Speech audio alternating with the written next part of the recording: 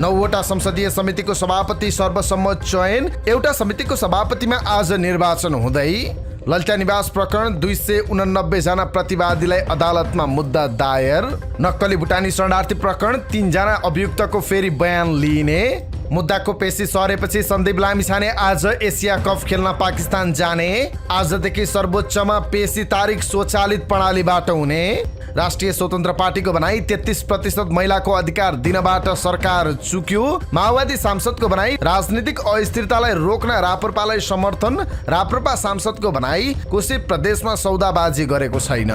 एमाले अध्यक्ष केपी शर्मा ओलीको भनाई विद्या भण्डारीले राजनीति गर्छु भन्दा हामी उहाँलाई निषेध गर्दैनौ। एमालेमा सधैँ वेलकम छ।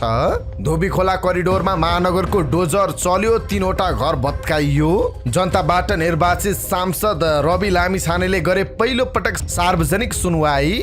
मेयर अर्क साम्पाङले मजदुरलाई हटाएर आफन्तलाई जागिर खुवाएको आरोप लगाउँदै घण्टा घरमा तालाबन्दी।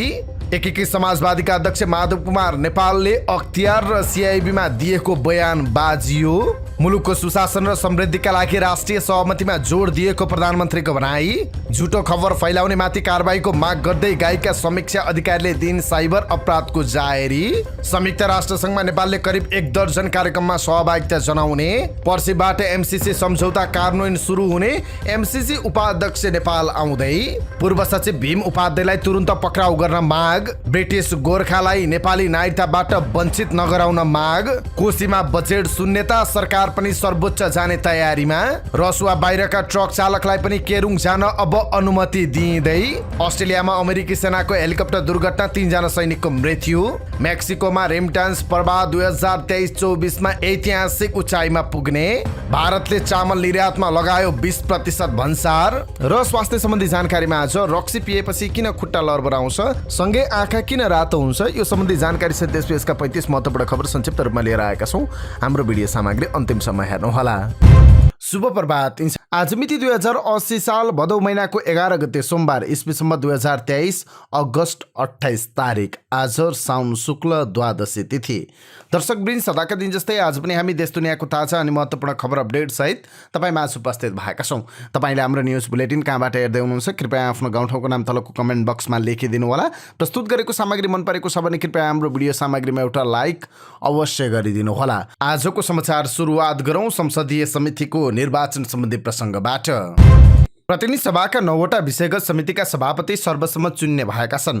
उद्योग तथा वाणिज्य र श्रम तथा उपभोक्ता हित समितिको सभापतिमा भने 2 जनाको उम्मेदवारी परेको छ। प्रतिनिधि सभाको 10वटा विषयगत समितिको सभापति चयनका लागि आज निर्वाचन हुँदैछ। त्यसैको अघिल्लो दिन हिजो 11 बजेदेखि अपराह्न 4 बजेसम्म उम्मेदवारी दर्ताको समय तोकिएको थियो।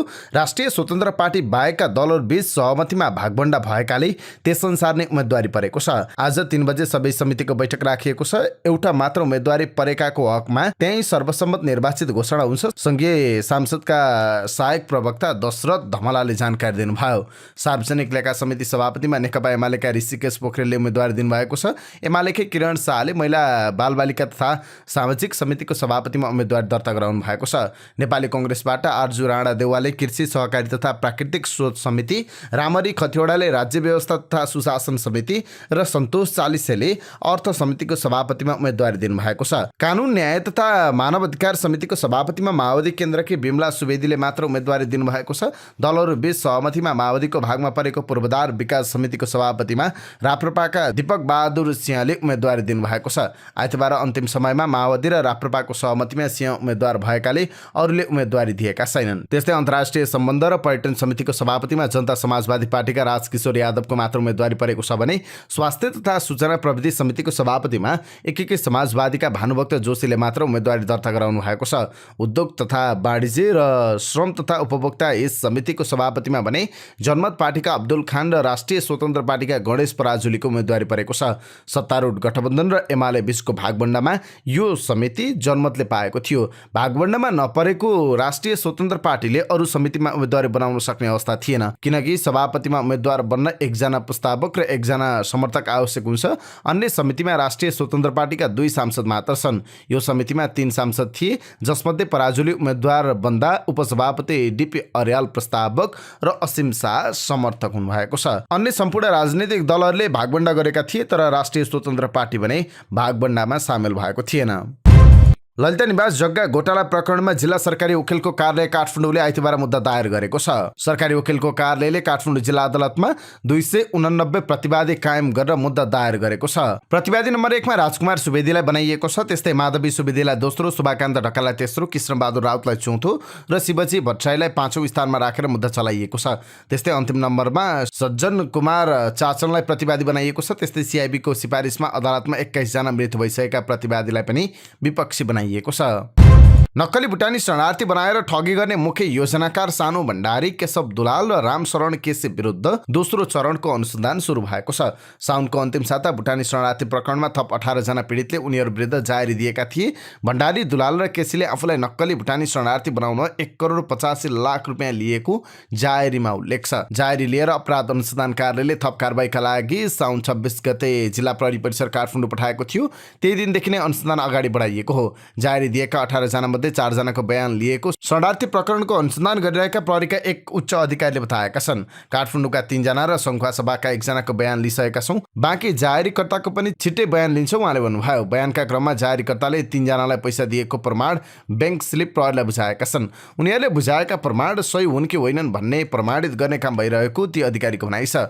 थप 18 जना जाहेरीकर्ताको बयान लिइसकेपछि उनीहरूले किटानी गरेका व्यक्तिहरूको फेरि बयान लिइनेछ। फेरि बयान लिँदा पहिलो चरण जस्तै विस्तृत रूपमा हुँदैन। पीडितले दिएको बयानको बारेमा सोधपुछ मात्र हुने उहाँले बताउनु भयो। थप आएको जाहेरीमा पक्राउ परिसकेका व्यक्तिहरूकै नाम उल्लेख छ। थप नाम जोडिएको छैन। यसअघि 123 जनाले दिएको जाहेरीमा 20 जना पक्राउ परेका थिए। तीमध्ये 2 जना छुटिसकेका छन्। यस प्रकरणमा पूर्व उपप्रधानमन्त्री टोपबहादुर रायमाझी, पूर्व गृहमन्त्री बालकृष्ण खाँडसहित 18 जना अहिले पूर्व पक्षका लागि जेल चलान भएका छन्। यो प्रकरणको अनुसन्धान गरिरहेका प्रहरी अधिकृतको सरकारले समय नपुग्दै सरुवा गरेकाले नयाँ उजुरीमाथि पहिलाको जस्तै गरी छानबिन हुन्छ कि हुन्न भन्ने बारेमा धेरै आशंका रहेको छ। नेपाली राष्ट्रिय क्रिकेट टिमका leg spinner Sandeep Lamichhane Asia cup खेल्न आज पाकिस्तान जाने भएका छन्। जिल्ला अदालत काठमाडौँमा विचाराधीन रहेको उनीमाथिको बलात्कार आरोपको मुद्दा हिजो हेर्न नभ्याइने भएका कारण उनको पेशी भदौ 21 गतेलाई सरेको छ। पेशी सरेपछि सन्दीप आज नै एसिया कपका लागि पाकिस्तान उड्ने सन्दीपका वकिल सरोज कृष्ण घिमिरेले जानकारी दिनुभयो।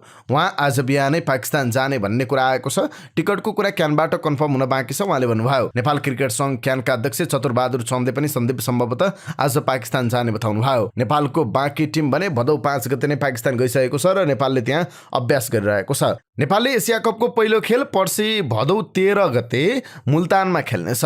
नेपालले भारतसँगको खेल भने सेप्टेम्बर 4 अर्थात् भदौ 18 मा श्रीलङ्कामा खेल्नेछ।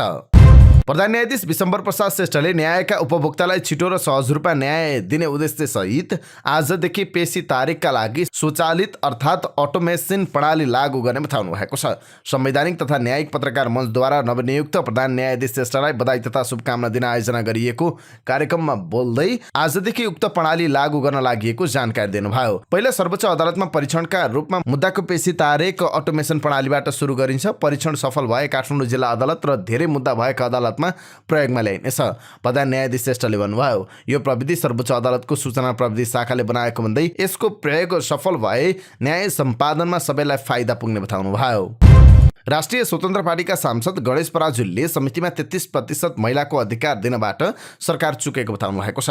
आइतबार संसदीय समिति अन्तर्गतको उद्योग तथा वाणिज्य र श्रम तथा उपभोक्ता यस समितिमा सभापतिको लागि उम्मेदवारी दर्ता गराएपछि सञ्चारकर्मीसँग कुराकानी गर्दै सांसद पराजुलीले यस्तो बताउनु भएको हो। उहाँले आफ्नो पार्टीले सभापतिमा उम्मेदवारी दिएर लोकतन्त्रको अधिकतम उपयोग गरेको बताउनु भयो। सांसद पराजुलीले प्रमुख प्रतिपक्षले सार्वजनिक लेखा समिति दिनुपर्नेमा अरू पनि समिति राजनीतिक भागबण्डामा लिइरहेको बताउनु भयो।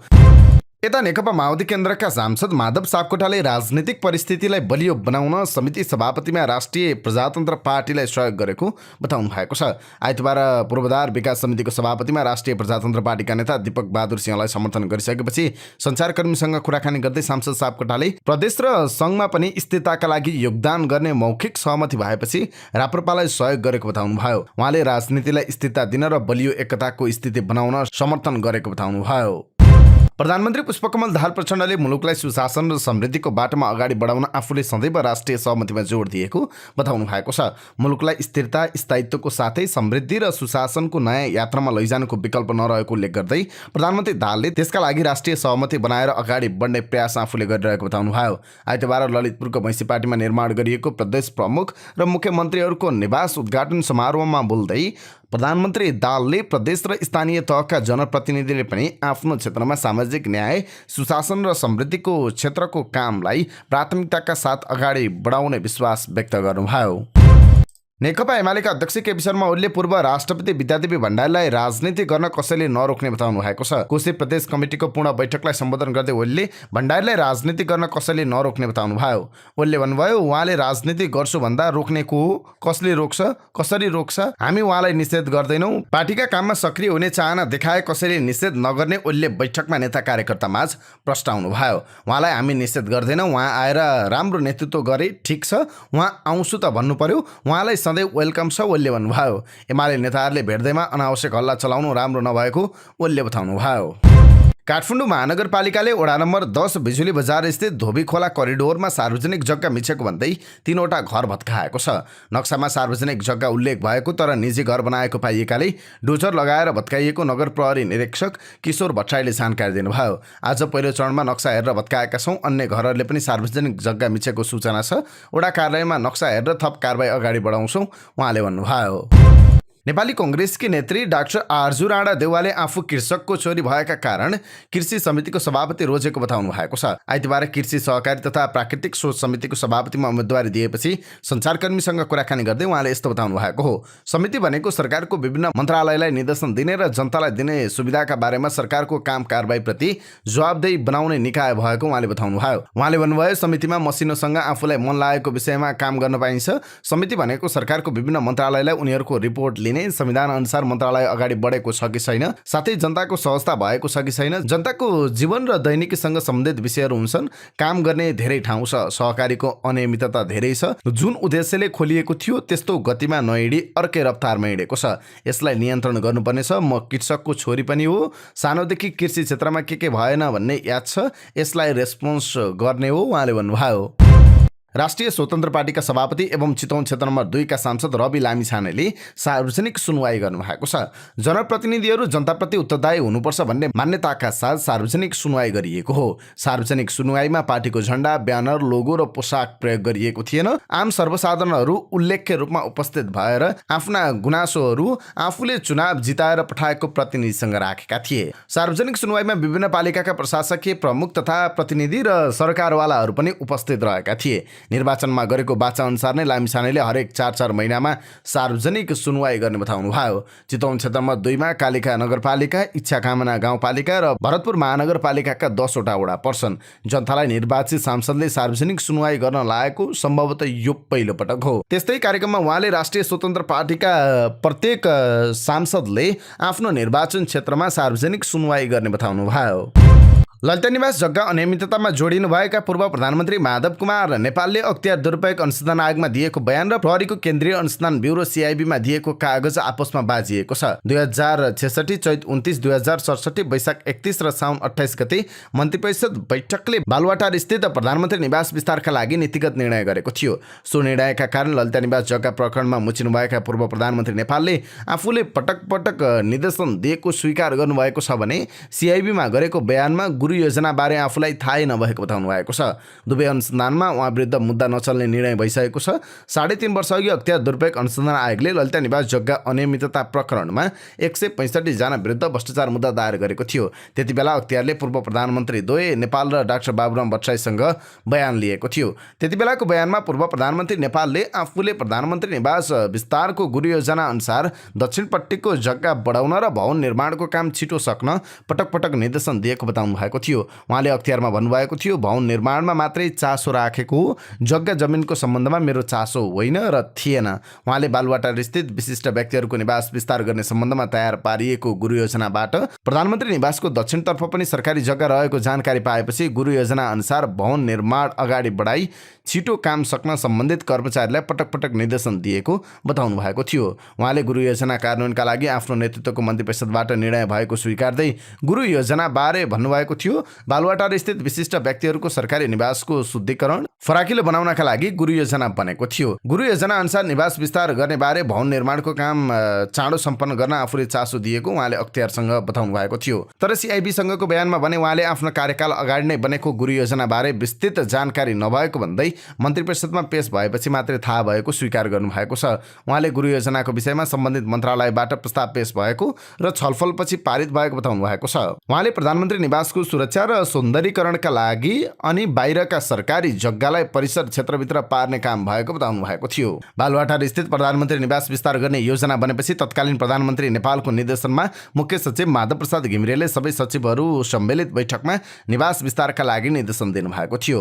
अख्तियारको बयानमा नेपालले सचिवहरूको बैठकको विषय उल्लेख गर्नुभएको छैन, तर तत्कालीन भौतिक पूर्वाधार मन्त्रालयका सचिव दीप बस्नेतले तत्कालीन प्रधानमन्त्रीले दिएको निर्देशन र मुख्य सचिवको नेतृत्वमा बसेको बैठकले काम तोकेर नै फलानुले गर्नु भनेकाले आफूले मन्त्री परिषदमा प्रस्ताव लगेको बताउनु भएको छ। तर अहिले सिआइबीमा बयान गर्दा भने नेपालले मुख्य सचिवको बैठक र त्यसमा भएको निर्णयबारे आफूलाई पूर्व जानकारी नभएको उल्लेख गर्नुभएको छ। राष्ट्रिय प्रजातन्त्र पार्टीका सांसद दीपक बहादुर सिंहले समिति सभापतिको बदला कोशी प्रदेशमा सत्ता गठबन्धनलाई सघाउने सौदाबाजी नभएको बताउनु भएको छ। आइतबार पूर्वाधार विकास समितिको सभापतिमा उम्मेदवारी दिएसँगै उहाँले यस्तो बताउनु भएको हो। उहाँले आफ्नो पार्टीका अध्यक्ष राजेन्द्र प्रसाद लिङ्गदेन अहिले विदेशमा रहेको र आएपछि मात्रै यसबारेमा छलफल हुने बताउनु भयो। उहाँले अहिले भने सत्ता गठबन्धनसँग कुनै सौदाबाजी नभएको दावी गर्नुभयो। सिंहले राष्ट्रिय स्वतन्त्र पार्टीलाई समिति सभापतिमा नसमेटेको प्रति असन्तुष्टि जनाउनु भयो। नेकपा एकीकृत समाजवादीका सम्मानित नेता झलनाथ खनालले प्रधानमन्त्री पुष्पकमल दाहाल प्रचण्ड नेतृत्वको गठबन्धन सरकारसँग कुनै नयाँ कुरा नभएको टिप्पणी गर्नुभएको छ। समाजवादी प्रेस संगठनको दोस्रो स्थापना भेलालाई सम्बोधन गर्दै उहाँले सरकारले समस्या समाधान गर्नका लागि कुनै ठोस नीति लिएर अगाडि बढ्न नसकेको आरोप लगाउनुभयो। अहिलेको सरकारले कुनै ठोस नीति लिएर अगाडि बढ्न सकेको छैन, परम्परा नीतिमै छ। अहिलेका नीति कार्यक्रम र बजेटहरूमा मैले नयाँ कुरा केही देखेको छैन। उही हिजोको नव उदारवादी चिन्तनको धरातलबाट नै सरकार दौडिरहेको छ।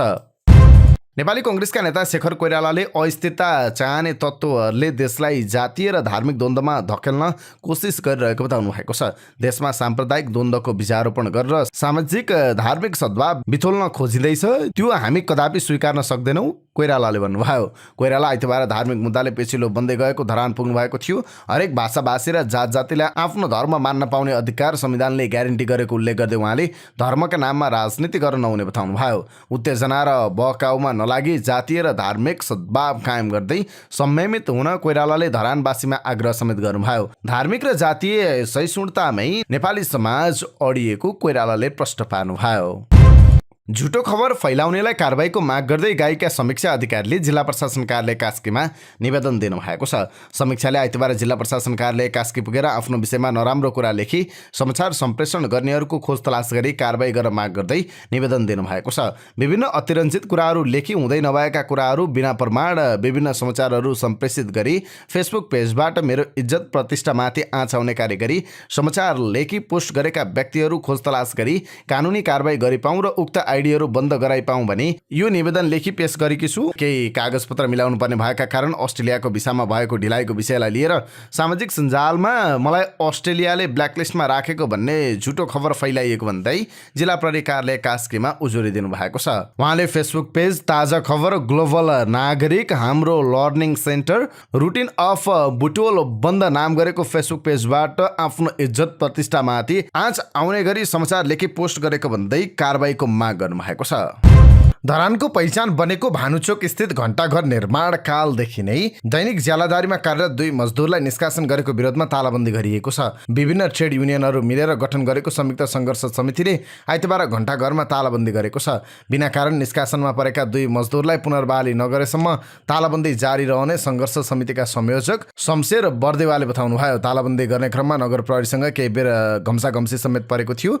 मूल गेटमा नै तालाबन्दी गरेपछि घण्टाघर भित्र प्रवेश गर्ने र टुप्पोमा पुगेर धरान बजार हेर्ने चाहनालाई बाधा पुगेको छ। घण्टाघरमा कार्यरत नरबहादुर लिम्बू र प्रकाश राईलाई धरान उपमहानगरपालिकाले कामबाट निकालेको थियो। दुवैलाई कामबाट हटाएर मेयर साम्पाङले आफ्ना ज्वाइँ र आफ्ना आफन्त पर्ने व्यक्तिलाई केही महिनादेखि जागिर खुवाएको आरोप समेत लगाइएको छ। नेपालले संयुक्त राष्ट्रसङ्घ युएनको 78औं महासभाका क्रममा करिब 1 दर्जन मुख्य कार्यक्रममा सहभागिता जनाउने गरी गृह कार्य भएको छ, जसमा नेपाली टोलीको नेतृत्व गर्दै न्युयोर्क जान लाग्नुभएका प्रधानमन्त्री पुष्पकमल दाहाल र नेपालका अन्य उच्च अधिकारीहरूले सहभागिता जनाउँदै हुनुहुन्छ। प्रधानमन्त्रीको तहमा सहभागिता जनाउनु पर्ने कार्यक्रममा प्रधानमन्त्री र मन्त्री वा राजदूत तथा अन्य प्रतिनिधिको तहमा सहभागिता जनाउनेहरूमा त्यही अनुसार हुने कार्यक्रम रहेको छ। परराष्ट्र स्रोतका अनुसार कार्यक्रम र त्यसको अवस्थालाई मध्यनजर गर्दै नेपाली पक्षबाट सहभागिता हुनेछ। प्रधानमन्त्री दाहाल भदौ 30 मा संयुक्त राष्ट्रसङ्घको 78औं महासभामा भाग लिन अमेरिकाको न्युयोर्क जाने सम्बन्धमा मन्त्री परिषदले निर्णय गरिसकेको छ। 2 वर्षपछि महासभामा नेपालबाट प्रधानमन्त्रीको तहबाट सम्बोधन हुन लागेको हो भने सन् 2018 मा 73औं महासभामा तत्कालीन प्रधानमन्त्री केपी शर्मा ओलीले न्युयोर्क भ्रमण गर्नुभएको थियो। त्यसको 4 वर्षपछि न्युयोर्कमा प्रधानमन्त्रीको उपस्थितिमा सम्बोधन हुन लागेको हो। प्रधानमन्त्री दाहालले सेप्टेम्बर 21 मा महासभालाई सम्बोधन गरेर चीन भ्रमणमा निस्कने कार्यक्रम रहेको छ। यो बीचमा नेपालले दिगो विकास लक्ष्य एसडीजी समिटमा सहभागी हुनेछ। त्यस्तै high level dialogue on financing for the development climate ambition summit, high level meeting on pandemic prevention preparation and response, high level meeting on universal health coverage, त्यस्तै अतिरिक्त विकसित राष्ट्रहरूको अध्यक्षता गर्दै कार्यक्रममा सहभागिता जनाउनेछ।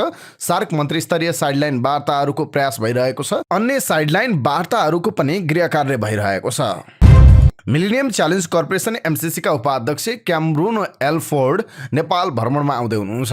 काठमाडौँ स्थित अमेरिकी दूतावासका अनुसार नेपालसँगको एमसीसी सम्झौताको सुरुवातको अवसर पारेर एमसीसीका सम्झौता कार्य सञ्चालन सम्बन्धी उपाध्यक्ष क्यामरून एल्फोर्ड नेपालको भ्रमणमा आउन लाग्नु भएको हो। यही भदौ 13 बाट नेपालमा ऊर्जा र सडक पूर्वाधार विकासमा 500 मिलियन अमेरिकी अनुदान सहयोग परियोजना एमसीसी सम्झौता कार्यान्वयनमा जाँदैछ।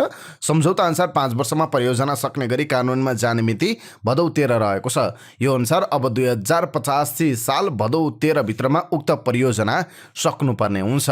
दूतावासले भनेको छ नेपालको नेतृत्वदायी भूमिका रहेको यस एमसीसी सम्झौताको प्रगतिबाट अमेरिकी सरकार उत्साहित रहेको छ। नेपालमा एमसीसीको कार्य अवधिभर बृहत्तर सरकारवालाहरू, नेपालका सरकारहरू र राजनीतिक दलहरूको निरन्तर सहयोगबाट मात्र यो सम्भव भएको उसले भनेको छ। दूतावासले एमसीसी सम्झौताको सफल कार्यान्वयन सुनिश्चित गर्न एमसीए नेपालसँग साझेदारी गर्न प्रतिबद्ध रहेको जनाएको छ। शहरी विकास मन्त्री सीता गुरुङले पूर्वाधार निर्माणका सरकारी योजनाहरू ठेक्का लगाएर समयमा नै निर्माण सम्पन्न नहुनु पनि भ्रष्टाचार भएको बताउनु भएको छ। आइतबार ललितपुरको भैँसीपाटीमा निर्माण गरिएको प्रदेश प्रमुख र मुख्यमन्त्रीहरूको निवास उद्घाटन समारोहमा बोल्दै मन्त्री गुरुङले यस्तो बताउनु भएको हो। उहाँले समयमा निर्माण काम नहुँदा आर्थिक बोझ र समय दुवै खेर जाने भन्दै समय खेर जानु सुशासनको निम्ति भ्रष्टाचार भएको बताउनु भयो। उहाँले मुलुकमा शून्य सहनशीलता र सुशासन राख्नका लागि समय खेर फाल्न नहुने बताउनु भयो। मकवानपुरको हेटौँडामा एकजना स्थानीयको घर फोडेर सुन चोरी गर्ने 3 सहित उक्त सुन खरिद गर्ने सुनचाँदी व्यवसायी सहित 4 जनालाई प्रहरीले पक्राउ गरेको छ। सुन चोरीमा संलग्न रहेका मध्ये 1 जना फरार रहेको प्रहरीले जनाएको छ। पक्राउ पर्नेमा सिन्धुपाल्चोक 5 पोखरी थाङपाल 7 बस्ने 28 वर्षीय भीमलाल लामा, 28 वर्षीय प्रदीप तामाङ र 29 वर्षीय प्रकाश तामाङ र चोरीको सुनका गरगहना खरिद गर्ने सोही गाउँपालिका वडा नम्बर 6 घर भई हाल काठमाडौँ कागेश्वरी मनोहरा नगरपालिका 8 स्थित ऋतु सुन पसलका सञ्चालक 31 वर्षीय राजेन्द्र रसाइली रहेका छन्। उनीहरू काठमाडौँको विभिन्न स्थानबाट पक्राउ परेको र अझै फरार रहेका 1 जनाको खोजी भइरहेको जिल्ला प्रहरी कार्यालय मकवानपुरका प्रमुख प्रहरी एसपी सीताराम रिजालले जानकारी दिनुभयो। शिक्षा विज्ञान तथा प्रविधि राज्यमन्त्री प्रमिला कुमारले शिक्षा सम्बन्धी अधिकार प्रदेशले पनि पाउनुपर्ने बताउनुभयो। आइतबार शिक्षा विज्ञान तथा प्रविधि मन्त्रालयमा बसेको राष्ट्रिय शिक्षा दिवस आयोजक समारोह समितिको बैठकमा शिक्षा राज्यमन्त्री कुमारले सो कुरा बताउनु भएको हो। उहाँले राज्यको सार्वभौम सत्ता, राजकीय शक्ति र शासन अधिकार प्रदेश र स्थानीय तहले पनि समानुपातिक साझेदारी पाउनुपर्ने बताउनुभयो। उहाँले अझै पनि शिक्षामा प्रदेशले समान अधिकार पाउन नसकेको बताउनुभयो। राष्ट्रपति रामचन्द्र पौडेलले मुलुकी संहिता सम्बन्धी केही नेपाल ऐनलाई संशोधन सम्बन्धी विधेयक 2080 प्रमाणीकरण गर्नुभएको छ। राष्ट्रपति पौडेलले संघीय संसदको दुवै सदनबाट पारित भई राष्ट्रपति कार्यालयमा पेश भएको सो विधेयक साउन 12 गते प्रमाणीकरण गर्नुभएको पत्र राष्ट्रिय सभालाई प्राप्त भएको छ। आइतबार बसेको राष्ट्रिय सभा बैठकमा अध्यक्ष गणेश प्रसाद तिमिसिनाले सो विधेयक राष्ट्रपतिले प्रमाणीकरण गर्नुभएको पत्र राष्ट्रपति कार्यालयबाट प्राप्त भएको जानकारी दिनुभयो। सामाजिक सञ्जाल मार्फत चितवनकी पूर्णिमा गुरुङलाई अपमान गर्ने पूर्व सचिव भीम उपाध्याय र सन्तोष रिजाललाई तुरुन्त पक्राउ गरेर कारबाही गर्न चितवनका गुरुङ समुदायहरूले माग गरेका छन्। गुरुङ समुदायका दुई संस्थाले हिजो विज्ञप्ति निकाल्दै उनीमाथि कारबाही गर्न माग गरेका छन्। विज्ञप्तिमा परम्परागत खानपान र धर्म संस्कृतिलाई समेत आँच पुग्ने गरी गुरुङको जातीय स्वाभिमानमा ठोस पुर्याएर भीम उपाध्याय र सन्तोष रिजालले सामाजिक सञ्जालबाट अपमानित गर्ने काम गरेको उल्लेख छ। भरतपुर 16 की पूर्णिमा गुरुङको आफन्तको पास्ने भोजमा गुरुङ संस्कार बमोजिम माओवादीप्रति गरिने ठट्यौली सम्मान स्वरूप भोजन गरेको भिडियोलाई टिकटकबाट डाउनलोड गरी गोरु खाने धराने भनेर घृणा फैलाउने कार्य गरेकोमा गम्भीर ध्यानकर्षण भएको जनाइएको छ। विज्ञप्तिमा भनिएको छ, पूर्णिमा गुरुङको व्यक्तिगत चरित्र हत्या गर्नुका साथै समग्र तमु जातिको संस्कृतिप्रति लक्षित गरी घृणा फैलाउने गरी आफ्नो फेसबुक पेजमा प्रकाशन गरेकाले सामाजिक एकतामा खलल पुर्याउने, जातीय संस्कार र संस्कृतिमाथि आँच पुर्याउने कार्यको हामी घोर प्रशंसा गर्दछौँ। विज्ञप्तिमा यी कार्यमा संलग्न भीम उपाध्याय र सन्तोष रिजाललाई तुरुन्त पक्राउ गरी अझैसम्मको कारबाही गर्न माग गरिएको छ। पक्राउ नगरे विरोधका कार्यक्रमहरू घोषणा गर्न बाध्य हुने विज्ञप्तिमा जनाइएको छ। पहाडी क्षेत्रमा भइरहेको अविरल वर्षाका कारण आइतबार लालबखैया नदीमा बाढी आएको छ। बाढीले रौतहटको मौलापुर नगरपालिका 1 को मर्यादापुर गाउँ नजिक पश्चिमी बाँध कटान गरेको छ। उक्त इलाकाको बाँध करिब 100 मिटर कटान गरेर खेतमा पसेको बाढीले केरा खेतीमा क्षति पुर्याएको छ। उक्त क्षेत्रमा बाढीले बिजुलीको एउटा पोल बगाएको छ। बाढी बस्तीमा नपसेको भए पनि उर्लेको भेल देखेर गाउँले त्रसित भएका थिए। लगातार खेत कटान बढेपछि गाउँलेले स्थानीय प्रशासनलाई गुहारेका थिए। उक्त क्षेत्रमा पुगेको प्रमुख जिल्ला अधिकारी धर्मेन्द्र कुमार मिश्र सहितको सुरक्षा अधिकारीको टोलले कटान नियन्त्रणका लागि नेपाल प्रहरी, सशस्त्र र नेपाली सेना परिचालन गरेको छ। सुरक्षाकर्मीको टोली कटान रोकथाममा खटिएको छ। ललितपुर महानगरको भैँसीपाटी स्थित नवनिर्मित प्रदेश प्रमुख तथा मुख्यमन्त्री सम्पर्क कार्यालय तथा निवासको उद्घाटन गरिएको छ। प्रधानमन्त्री पुष्पकमल दाहाल प्रचण्डले नवनिर्मित भवनको साँचो प्रदेश प्रमुख र मुख्यमन्त्रीलाई हस्तान्तरण गर्नुभएको छ। सो क्रममा प्रधानमन्त्री पुष्पकमल दाहाल प्रचण्डले कोशी र सुदूरपश्चिम प्रदेशका प्रदेश प्रमुख र मुख्यमन्त्रीको निवास समेत अवलोकन गर्नुभएको थियो। 85 करोडको लागतमा निर्माण भएको आवास भवनमा प्रदेश प्रमुख र मुख्यमन्त्री लगायतलाई छुट्टा छुट्टै ब्लक निर्माण गरिएको छ। 27 रोपनी 13 आना क्षेत्रफलमा फैलिएको जग्गामा प्रदेश प्रमुख र मुख्यमन्त्रीका लागि आलिशान निवास तयार पारिएको छ। नेकपा एकीकृत समाजवादी निकट युवा सङ्घ नेपालको संयोजकमा कृष्ण विक चयन हुनुभएको छ। केन्द्रीय सचिवालयको बैठकले युवा सङ्घ नेपालको नेतृत्व परिवर्तन गर्दै विकलाई अध्यक्ष चयन गरेको छ। यसअघि अध्यक्ष नरेश साई प्रदेशसभा सदस्य एवं सुदूरपश्चिम प्रदेश सरकारका अर्थमन्त्री हुनुहुन्छ। उहाँलाई विदा गरेर गठन भएको महाधिवेशन आयोजक कमिटीका सहसंयोजकमा नितेश पौडेल र महासचिवमा सञ्जीव राई चयन हुनुभएको छ। कास्कीको माछापुछ्रे गाउँपालिकामा बोलेरो दुर्घटना हुँदा 9 जना घाइते भएका छन्। घाइतेमध्ये 7 जनाको अवस्था सामान्य रहेको र बाँकी 2 जनाको पश्चिमाञ्चल अस्पतालमा उपचार भइरहेको माछापुछ्रे गाउँपालिका 7 का वडा अध्यक्ष राजेन्द्र छेत्रीले जानकारी दिनुभयो। पोखरा माछापुछ्रे इदी खोला चल्ने चालक सहित 10 जना सवार ग3 5838 नम्बरको उक्त बोलेरो जीप मणिपाल मार्ग स्थित मर्दी पुलमा दुर्घटनामा परेको थियो। ब्रिटिस गोर्खा नेपाली नागरिकता निरन्तरता अभियानले बेलायती सेनामा भर्ना भएका र सेवानिवृत्त भएका नेपालीहरूको नागरिकता कायम हुनुपर्ने माग गरेको छ। आइतबार अभियानले काठमाडौँमा पत्रकार सम्मेलन गर्दै उनीहरूले नेपाली नागरिकताको निरन्तरता नपाए बेलायतमा बस्दै आएका बालवाला र पूर्व बेलायती सैनिक बेलायतमै पलायन हुने बताए। संयोजक सुनबहादुर तामाङले गोर्खालीहरू अपराधी हो भन्ने प्रश्न गर्दै गोर्खालीहरूको नागरिकता खोज्नु अन्यायपूर्ण हुने धारणा राख्नुभयो। हामी र ब्रिटिस गोर्खाका सन्ततिहरूको नेपालको वंशजको नागरिकताले निरन्तरता पाउनुपर्छ। यो मागलाई हामीले नेपालको संविधान 2072 को निर्माणदेखि नै उठाउँदै आएका छौँ। आज 8 वर्ष भयो तर खासै केही भएन। ब्रिटिस गोर्खाहरूको पेन्सन मात्रै वर्षेनी 20 देखि 22 अर्ब नेपालमा प्रवेश गर्छ। यदि गोर्खालीहरूलाई विदेशी बनाउने हो भने यो 20 देखि 22 अर्ब पैसा पलायन हुन्छ उहाँले भन्नुभयो। ब्रिटिस गोर्खाको नागरिकताले निरन्तरता नपाए गोर्खाहरूको चल अचल सम्पत्ति पूर्ण रूपमा पलायन हुने र नेपाललाई ठूलो क्षति हुने तामाङले बताउनुभयो। बेलायत सुरक्षित र समृद्ध हुनुमा गोर्खालीहरूको भूमिका छ। यसका लागि गोर्खेहरूले ज्यान दिए, सबै चिज दिए। गोर्खालीहरू बेलायतमा बस्न पाउनुपर्छ। अङ्ग्रेजको मात्र देश होइन, गोर्खालीहरूको पनि देश हो उहाँले भन्नुभयो। कोशी प्रदेश बजेट शून्यताको अवस्थामा पुगेको छ। तत्कालीन मुख्यमन्त्री हिक्मत कुमार कार्कीले ल्याएको बजेट अध्यादेश आइतबार निष्क्रिय भएपछि प्रदेश बजेट शून्यतामा गएको हो। तत्कालीन सत्ता साझेदार दल माओवादी केन्द्र र जसपाले सरकार छाडेपछि अल्पमतमा पर्नुभएका मुख्यमन्त्री हिक्मत कुमार कार्कीले संसदको बजेट अधिवेशन अन्त्य गरेर बजेट अध्यादेश ल्याउनु भएको थियो। त्यसपछि विश्वासको मत पाउन नसकेर उहाँ पदमुक्त हुनुभयो। उद्धव थापा नेतृत्वको पछिल्लो सरकारले विश्वासको मत लिँदा सभाध्यक्षको मत प्रयोग गर्नु असंवैधानिक भन्दै एमाले दिएको रिटमा रिटमा सर्वोच्चले सुनवाई गर्दै सरकारलाई दीर्घकालीन असर पर्ने काम नगर्न अन्तरिम आदेश दिएको छ। सोही कारण सरकारलाई अर्को बजेट ल्याउन समस्या परेको हो। कार्की मुख्यमन्त्री हुँदा ल्याएको बजेट अध्यादेश 14 असारमा प्रदेशसभामा टेबल भएको थियो। 60 दिनभित्र अर्थात् आइतबारसम्म प्रतिस्थापन विधेयक नल्याएका कारण अध्यादेश निष्क्रिय भएको हो। थापा नेतृत्वको सरकारले गत बुधबार प्रदेशसभाको अधिवेशन अन्त्य गरेर अध्यादेश मार्फत बजेट ल्याउन खोजेको थियो, तर अदालतले दीर्घकालीन असरको निर्णय नगर्नु भनेकाले रोकिएको हो। बजेट शून्यताको स्थिति आएपछि बजेट ल्याउन मिल्ने कि नमिल्ने भनी प्रश्न गर्दै अदालत जाने तयारी भएको आर्थिक मामिला तथा योजना मन्त्री बाबुराम गौतमले बताउनुभयो। शेयर बजारमा लगातार दोस्रो कारोबार दिन पनि गिरावट भएको छ। साताको पहिलो कारोबार दिन आइतबार बजार परिसूचक नेप्से 20.54 अङ्कले गिरावट हुँदा 1993.38 को बिन्दुमा बन्द भएको छ। गत बिहिबार भन्दा 1.02% गिरावट भएको। गत साताको सोमबार 2 महिनापछि 2000 को बिन्दुबाट तल झरेको नेप्से मंगलबार र बुधबार लगातार 2 कारोबार दिन बढे पनि बिहिबार पुनः घटेको थियो। आइतबार पनि लगातार घटेको नेप्से पुनः 2000 को बिन्दुबाट तल झरेको छ। आइतबार म्युचुअल फन्ड बाहेक सबै उपसूचकमा गिरावट आएको छ।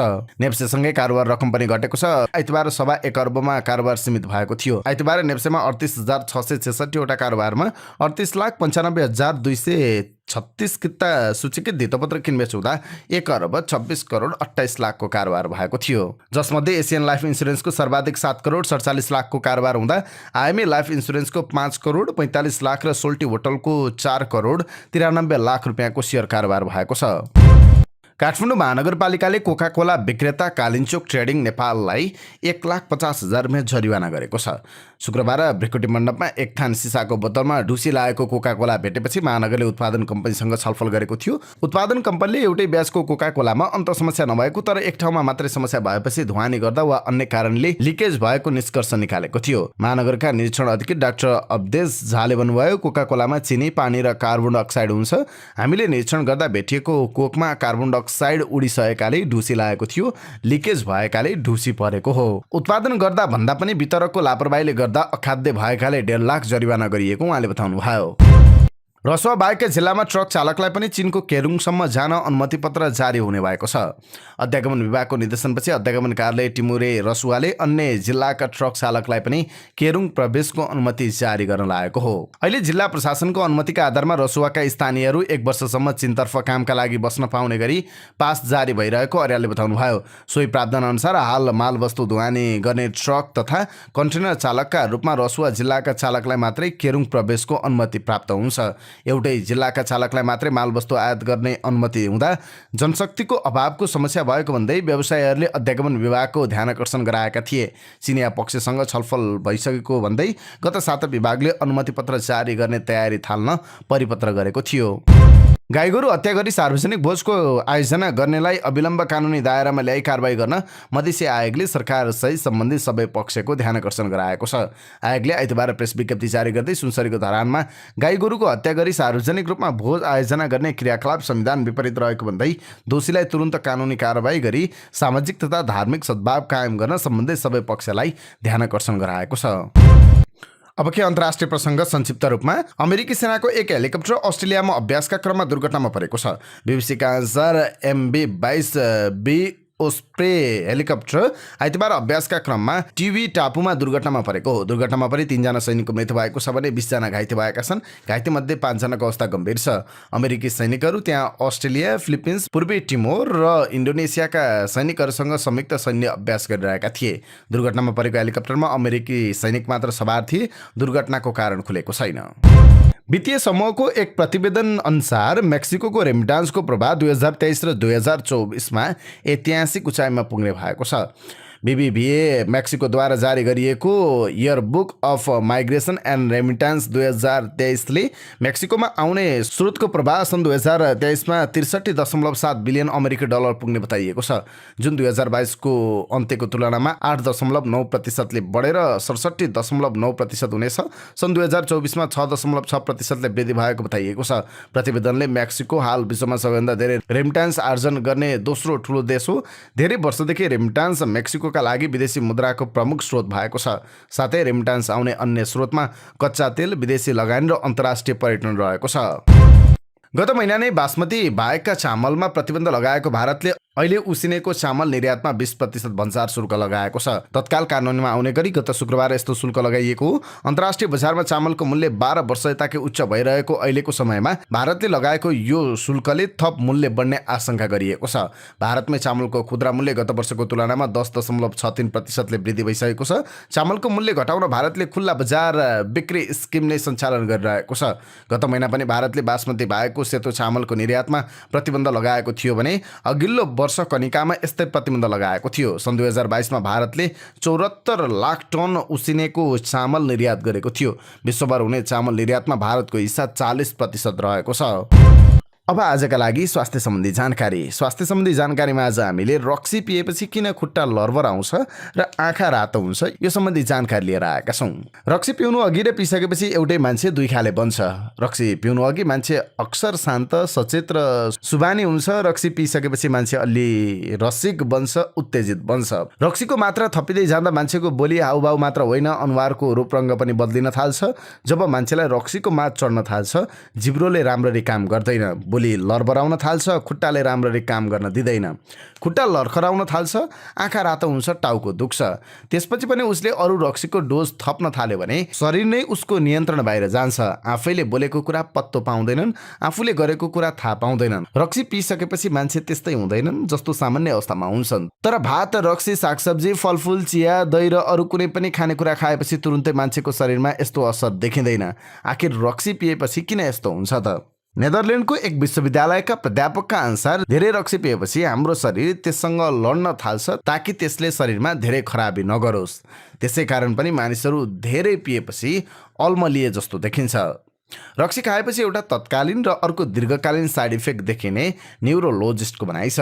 न्युरोलोजिस्ट चिकित्सकका अनुसार रक्सी यस्तो पदार्थ हो जुन खाने बित्तिकै पेटमा पुगेसँगै रगतमा मिसिहाल्छ। 10 मिनटदेखि 1-2 घन्टासम्म यसको पुरै असर देखिन थाल्छ।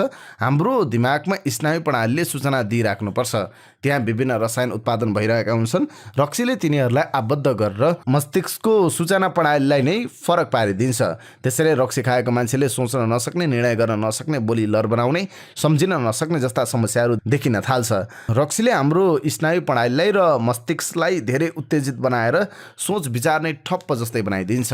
यसै गरी अर्का चिकित्सकका अनुसार रक्सी रगतको माध्यमबाट शरीरको विभिन्न अङ्गमा पुग्ने गर्छ। सबैभन्दा बढी रगत लिने भनेको मस्तिष्कले हो, जसले गर्दा मानिसले खाएको रक्सी मस्तिष्कसम्म छिटो पुग्छ अनि मस्तिष्कसँग सम्बन्धित समस्या देखा पर्न थाल्छ। रक्सी पिउने मान्छेको तार्किक सोच्ने क्षमता कमजोर हुन्छ। त्यसैले उनीहरू सही ढङ्गले काम व्यवहार गर्न नसक्ने। रक्सीको मात्रा बढ्दै गएपछि त्यसको साइड इफेक्ट पनि बढेर जान्छ। मात्रा धेरै भयो भने बान्ता हुने, मान्छे अचेत हुने जस्ता साइड इफेक्ट समेत देखिन सक्छ। मस्तिष्कको पछाडिको भागले हात, खुट्टा, बोलीको चाललाई संयोजन गर्छ। कसरी हिँड्ने, कसरी बोल्ने भन्ने निर्देशित गर्छ। रक्सीले तिनलाई प्रभावित पारेर काम गर्न दिँदैन, जसले गर्दा रक्सी खाएको मान्छे लर्बराउँदै हिँड्ने, खुट्टा टेक्न नसक्ने, बोली पनि लर्बराउने जस्ता साइड इफेक्ट देखिने गर्छ। रक्सीले मस्तिष्कको फ्रन्टल लोबको भागमा असर पार्छ र सोच्न नसक्ने बनाउँछ। कसैले त रक्सी पिएपछि जे पाए त्यही बोल्ने, गाली गर्ने वा नचाहिने कुरा गरेको देखिन्छ। रक्सीको व्यक्ति विषय फरक असर देखिन्छ। रक्सीको सेवनले मस्तिष्कमा न्युरोट्रान्समिटरहरू बीच सञ्चारको गति सुस्त हुन्छ। यसले मस्तिष्क र आँखामा सन्देशहरू प्राप्त गर्न ढिलाइ हुन सक्छ। यसले आँखाको मांसपेशीको समन्वयनलाई कमजोर बनाउँछ, जसले गर्दा मदिराको अत्याधिक सेवनले आँखा सुक्खा हुने र रातो हुने जस्ता समस्या देखिने गर्छ। यिनै समाचार सामग्री सहित हामी समाचारको अन्त्यमा आइपुगेका छौँ। प्रस्तुत गरेको समाचार सामग्रीमा तपाईँको केही टिका टिप्पणी भए तलको कमेन्ट बक्समा लेखिदिनु होला। दैनिक रूपमा सत्य अनि तथ्य खबर अपडेटका लागि हाम्रो यस युट्युब च्यानललाई सब्स्क्राइब गर्न नबिर्सिनु होला। दिनभरको न्युज अपडेट बेलुकी 6 बजे हाम्रो यस युट्युब च्यानलमा हेर्न सक्नुहुन्छ। जहाँ जाँदै प्रस्तुत गरेको सामग्री मन परेको छ भने कृपया हाम्रो भिडियो सामग्रीमा एउटा लाइक